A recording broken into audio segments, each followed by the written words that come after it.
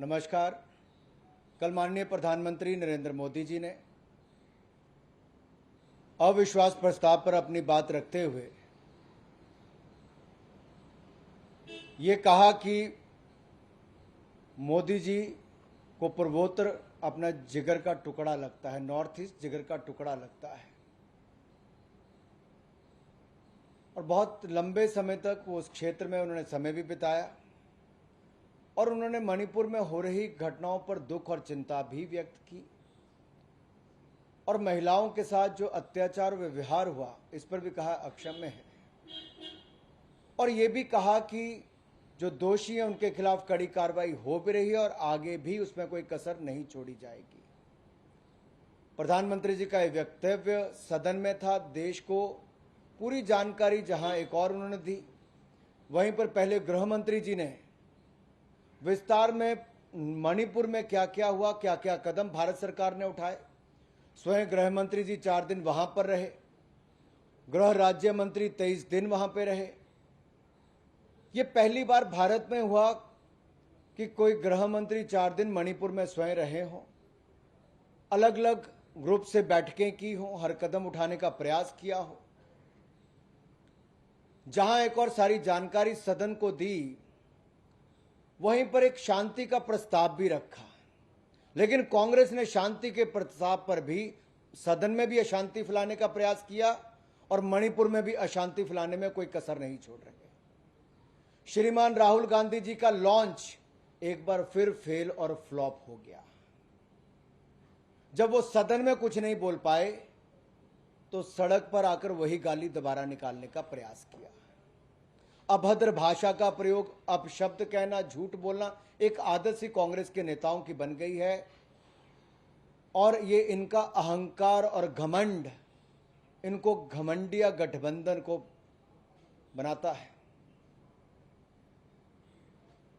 क्या कोई भारत माता का सपूत अपनी मां के टुकड़े टुकड़े की बात सोच सकता है? भारत माता की हत्या की बात सोच सकता है? ये वही सोच सकते हैं जो टुकड़े टुकड़े गैंग के समर्थक हों, मध्य रात्रि उनका समर्थन करते हों और बाद में टुकड़े टुकड़े गैंग को अपनी पार्टी में शामिल करवाते हों और अब उनको बड़ी बड़ी जिम्मेदारियां देते हों। मणिपुर और महिलाओं की इनको चिंता नहीं, मीडिया की सुर्खियों में बने रहना चिंता है। कितना खराब से खराब बोले ताकि मीडिया की सुर्खियों में बने रहे। श्रीमान राहुल गांधी जी भारत माता की मृत्यु की कामना करते हैं, इस तरह की बोलबानी। और यही नहीं, ये लोकतंत्र और संविधान की हत्या की बात करते हैं। मैं तो कहूंगा इनके मन में जो है उनके कृत्य में भी नजर आता है और कहीं ना कहीं वो शब्द जो है, जो भाषा है, वो साफ दिखाती हो, चाहे देश के बाहर है या देश के अंदर है, देश को बदनाम करने वाली है। अगर श्रीमान राहुल गांधी जी आप सदन में तो 10 मिनट भी नहीं रहते, आप आए, भाषण दिया, आप चले गए। बांसवाड़ा तो आप चले गए लेकिन भीलवाड़ा नहीं गए। क्या वहां की बेटियों की हत्या, वहां की महिलाओं के साथ रेप होना, क्या आपको राजस्थान की महिलाओं की कोई चिंता नहीं? आप भेद मणिपुर में और राजस्थान में करते हैं, आप भेद मणिपुर में और बंगाल में करते हैं, आप भेद मणिपुर और बिहार की महिलाओं में करते हैं। और अगर मणिपुर की मैं बात करूं तो नफरत के बीज किसी ने बोए थे तो श्रीमान राहुल गांधी जी के परिवार ने, इनकी पार्टी ने बोए थे। पूरे नॉर्थ ईस्ट में जो आज जो नफरत देखने को मिलती है वो किसी और की दी हुई नहीं, नेहरू गांधी परिवार और कांग्रेस पार्टी की है। जब ये जवाब नहीं दे पाए सदन के अंदर कि कैसे अपने वोट बैंक की राजनीति के लिए नेहरू जी, इंदिरा जी, राजीव जी, फिर मनमोहन जी, सोनिया जी, राहुल गांधी जी, ये एक के बाद दूसरे ने पूर्वोत्तर को जलने के लिए छोड़ दिया। अरे श्रीमान राहुल गांधी जी, देश को जवाब दीजिए। 1962 में पंडित नेहरू जी ने तो असम को टाटा बाय बाय बोल दी थी। My heart goes out to Assam, to the people of Assam. आप तो उसी दिन छोड़ के बैठ गए थे। आपके लिए देश का कोई टुकड़ा चला जाए आपको कोई फर्क नहीं पड़ता। अक्षय चिन्ह का एरिया चलेगा, आपको तब भी कोई फर्क नहीं पड़ा। आप हिंदू चीनी भाई भाई करते रहे और अब भी जाकर आप राजीव गांधी फाउंडेशन में उसी चाइना से पैसा लेते और देश को जवाब नहीं देते हो।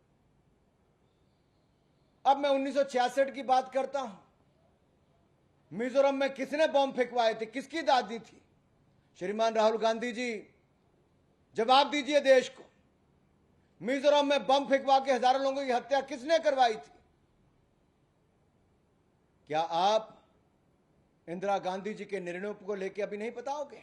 जब आपसे आज मीडिया ने सवाल पूछा तो आप कन्नी काट के परली तरफ निकल गए। इतिहास गवाह है, यह मणिपुर में नफरत का बीज बोने वाली कांग्रेस पार्टी है। मिजोरम में 1966 में बम फेंकवाने वाली उस समय की कांग्रेस की सरकार और श्रीमती इंदिरा गांधी जी। और मैं अगर बात करूं 1997 की, तो 1 साल तक मणिपुर जलता रहा। किसकी सरकार थी, किसका समर्थन था?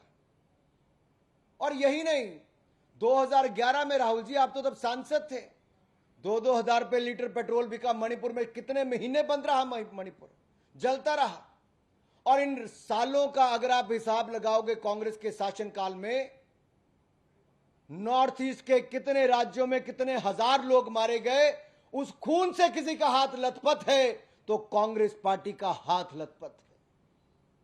यह खूनी पंजा जिसका जवाब आप नहीं दे पाते हो, यह निर्णय आपके जो देश इतिहास को भूल नहीं पा रहा, क्योंकि नफरत के बीज आप लोगों ने बोए थे।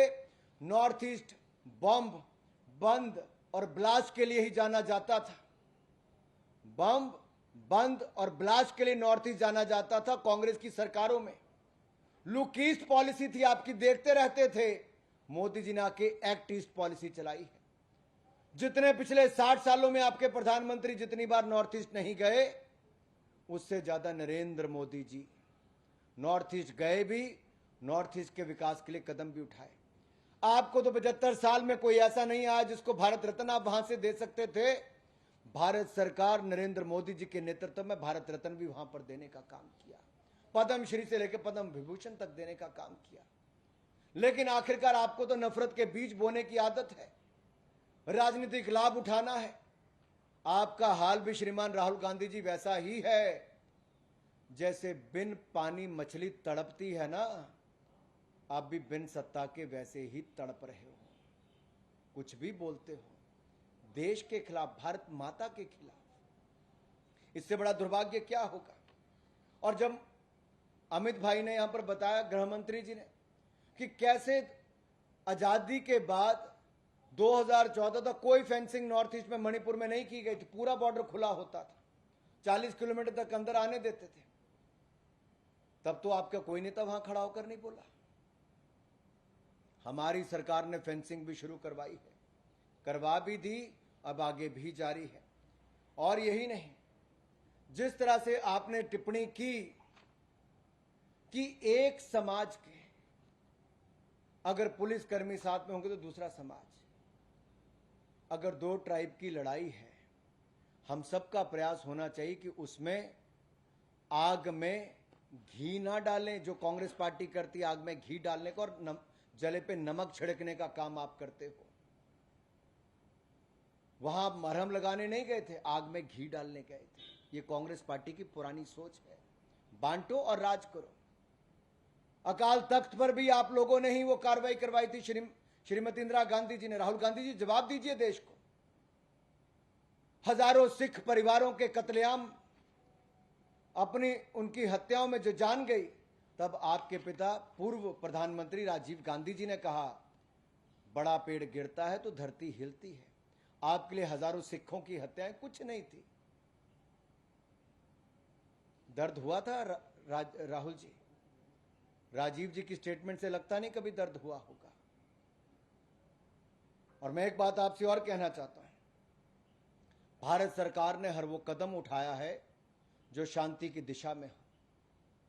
आपकी सरकारों में तो ना कभी प्रधानमंत्री गए, ना कभी गृह मंत्री गए, ना कभी गृह राज्य मंत्री गए। यहां तक कि पार्लियामेंट के अंदर भी कांग्रेस के सरकारों में केवल गृह राज्य मंत्री ने एक स्टेटमेंट दी थी हम पहले दिन से प्रधानमंत्री जी ने कहा हम चर्चा के लिए तैयार हैं। गृह मंत्री जी ने पहले दिन से कहा और चिट्ठी लिखकर कहा आपके नेताओं को हम चर्चा के लिए तैयार हैं। कांग्रेस पार्टी चर्चा से क्यों भाग रही थी?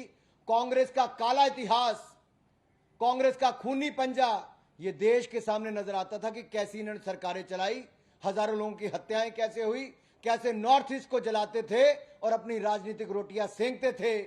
आज शर्म आनी चाहिए राहुल गांधी जी आपको कि आप 13 बार लॉन्च होने के बाद भी फेल हो गए और फेलियर के बाद दूसरा फेलियर, और अब इस स्थिति में आप आकर खड़े हो गए कि भारत माता की हत्या की बात करते हो, महिलाओं के साथ हो रहे अत्याचार पर राजनीति करते हो, मणिपुर को जलते हुए देखकर उस पर और घी डालने का काम करते हो। लेकिन आपको राजस्थान, बंगाल और बिहार की महिलाओं की चिंता नहीं। क्या मजबूरी है? बांसवाड़ा तो गए पार्लियामेंट छोड़ के रैली करने, भीलवाड़ा क्यों नहीं गए? जाते ना उस बेटी के घर जिसके हत्या करके जला दिया गया, जिनकी बलात्कार किया गया, जो रेप किए गए। हफ्ते की डायरी अगर राजस्थान की देखोगे तो शायद राहुल गांधी जी रात को नींद नहीं आएगी राजस्थान को। एक एक हफ्ते में 40-40 महिलाओं की हत्या और उनके साथ बलात्कार की घटनाएं आती राजस्थान से। श्रीमान राहुल गांधी जी, थोड़ी सी भी शर्म बची है तो एक बार जाकर उन परिवारों से मिल तो लीजिए। और अगर आपको राजनीति इतना नीचे गिर के करनी है तो ऐसी राजनीति आपको प्यारी। प्रधानमंत्री जी ने कहा था कि मणिपुर में शांति का सूरज जरूर उगेगा, शीघ्र उगेगा। और हमने मणिपुर में शांति की अपील की तो आपके सांसदों ने बवाल किया। यह सोच दिखाता है कि आप लोग मणिपुर में शांति ही नहीं चाहते हो, आप तो राजनीतिक रोटियां सेंकना चाहते हो।